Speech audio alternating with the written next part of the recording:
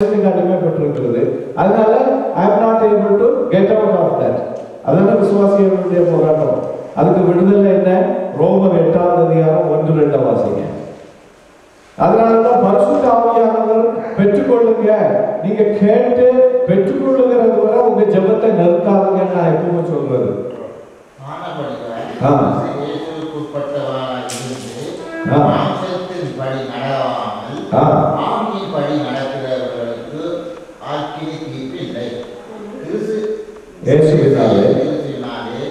ஜீவனுடைய ஆவியின் பிரமாணம் என்னை பாவம் மரணம் பிரமாணத்தில் நின்று விடுதலையாக்கிட்டே. அப்போ the problem is that we are not waiting upon the Lord to receive the Holy Spirit.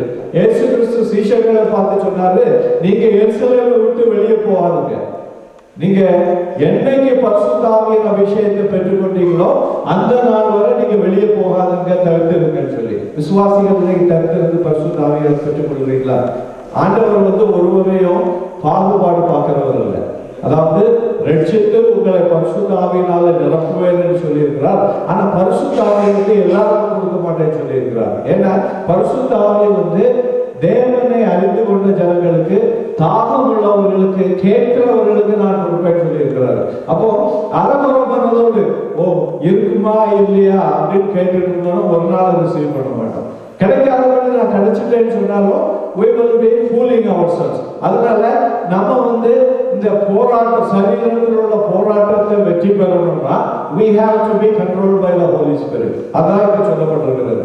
என் மனதின் பிரமாணத்துக்கு விரோதமாய் போராடுகிற வேறொரு பிரமாணத்தை என் அவயவங்களில் இருந்த கண்டேன், அது என்னை சிறைப்பிடித்து விட்டது அப்படின்னு பவுல் சொல்லுகிறார் 7ஆம் அதிகாரத்துல. ஆனா அதுக்கு விடுதலையே 8ஆம் அதிகாரத்துல 1வது வசனம் 2வது வசனத்துல இருக்கு. அது என்னது? ஆனபடியால் கிறிஸ்துவ இயேசுவுக்கு உட்பட்டவர்களாயிருந்து, நம்ம யாருக்கு உட்பட்டவர்களாக இருக்கணும்? நம்ம அந்த இதையும் பேச வேண்டியதில்லை. அங்க அது சொல்லி இருக்குது, இங்க அது சொல்லி இருக்கு. நம்ம கிறிஸ்துவ இயேசுவுக்கு உட்பட்டவர்களாயிருந்து மாம்சத்தின்படி நடவாமல் ஆவியின்படியே நடக்கிறவர்களுக்கு ஆக்கினை தீர்ப்பில்லை. கிறிஸ்து இயேசுவினாலே ஜீவனுடைய ஆவியின் பிரமாணம் என்னை பாவம் மரணம் என்ற பிரமாணத்திலிருந்து விடுதலை ஆக்கிட்டேன். ஏற்கனவே ஆக்கிட்டது. எப்போ? when you have received the Holy Spirit. If you are struggling in that, you are not getting the Holy Spirit. You are struggling with it. That is why the people have a problem.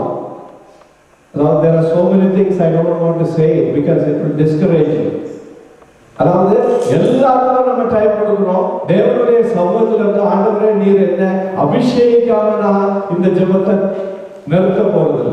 ஒரு நாள் இல்ல, 2 நாள் இல்ல, 3 நாள் இல்ல, நீர் என்ன அபிஷேகம். அதாவது நான் ஒரு சைனோட ஐ நீட் டு அண்டர்ஸ்டாண்ட். பைபிள்ல எங்கே பரிசுத்த ஆவியானவர் பெற்றுக்கொண்டார்களோ அங்க ஒரு அடையாளம் இருந்தது.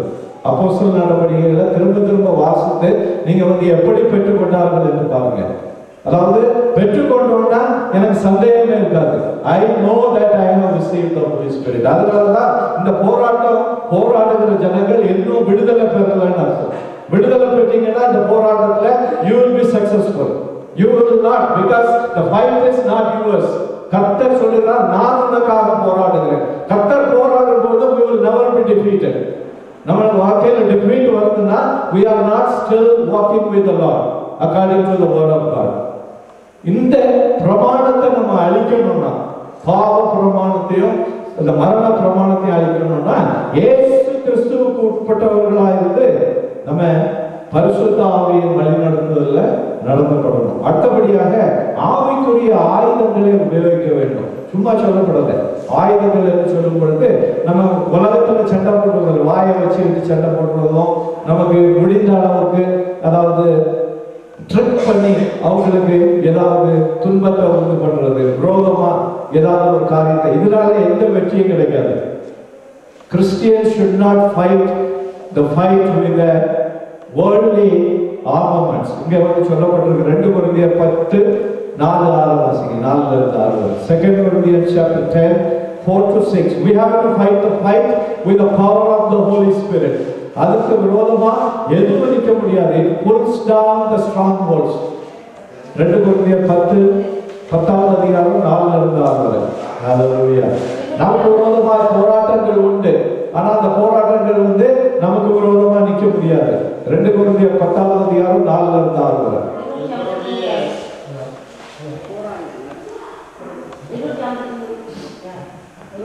எங்களுடைய போராயுதங்கள் வாசிக்கணும்.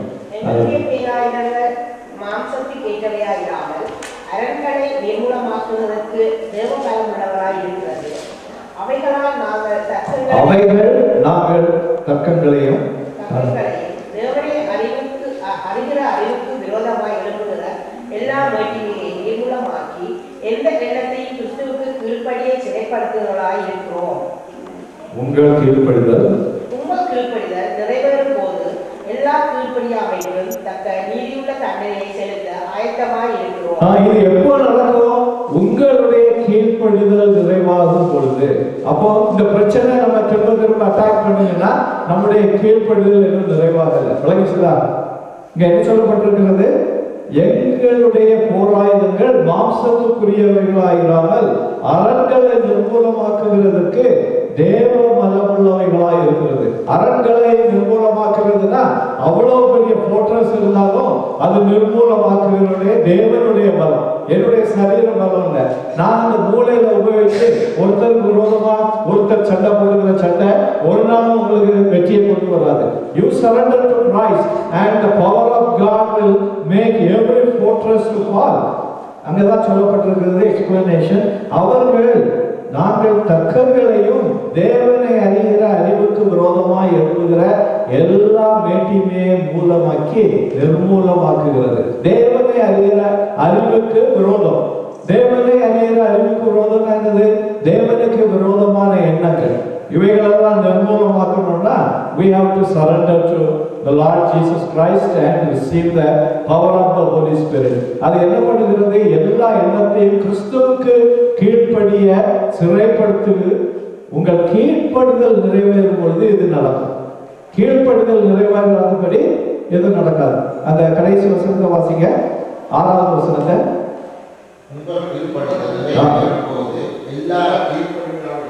தக்க நீதியுள்ள தண்டனையை செலுத்த ஆயத்தமாக இருக்கும். அப்போ கீழ்ப்படியாத வரைக்கும் we cannot see the power of God working.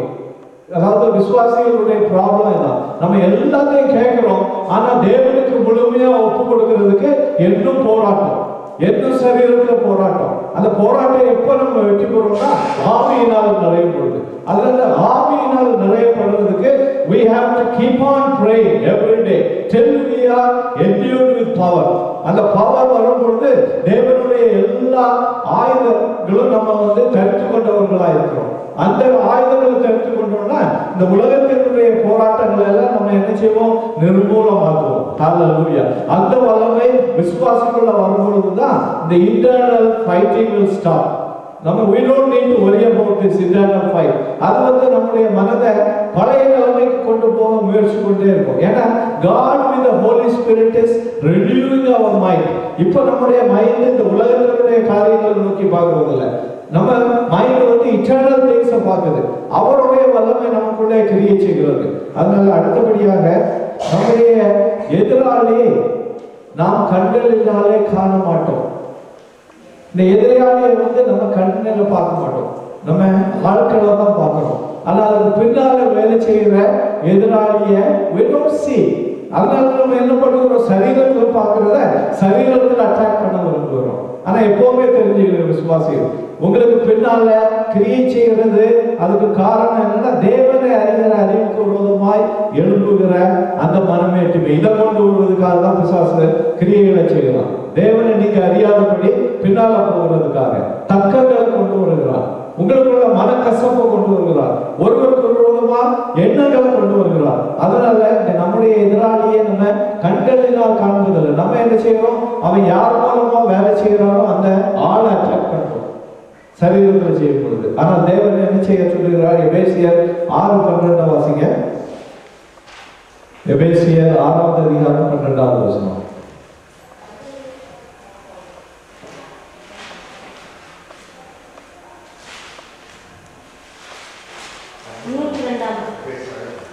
எபேசியர் 6வது அதிகாரம் 12வது வசனம். ஏனெனில் மாம்சத்தோடும் இரத்தத்தோடும் அல்ல, தூரைத்தனங்களோடும் அதிகாரங்களோடும் இப்பிரபஞ்சத்தின் அந்தகார லோகாதிபதிகளோடும் வான